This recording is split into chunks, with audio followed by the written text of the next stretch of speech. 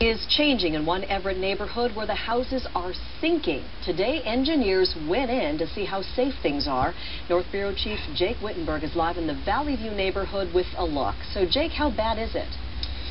Well, Mimi, take a look for yourself here. This house, which we are standing in front of, is literally ripping up off of its foundation. If you sit here long enough, which we have, you can hear some cracking noises coming from the inside. People are just waiting for this to topple over. This is the ring of fire, guys.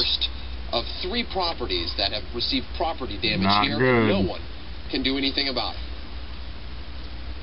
Between the splintered wood, it's just amazing how fast it's going, and the obvious tilting. And in the last few days, it's going very fast. This house on Burl Place is a sight to behold. The big question is, will it topple over? You just go to sleep at night and wonder if it's going to be here in the morning. John Vicente owns the house. So it's really moved a lot.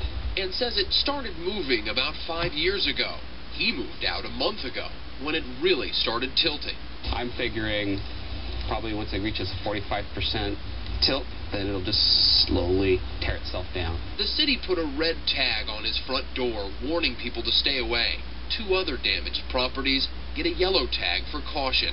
They all sit along the top of this ravine, where homeowners say the ground has been shifting a lot in the past few weeks, especially when excess rainwater drains through the neighborhood.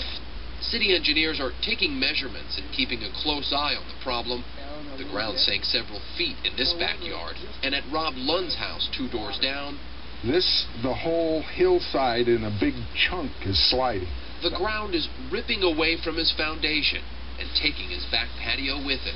That's all happened since the 21st of January. I have engineers, geotechs, attorneys, all kinds of people involved right now. And if we don't do something about this, it'll get worse. Vicente can't see how things can get much worse. My attitude is, what am I going to do about it? You know, there's nothing I can do. I'm stuck.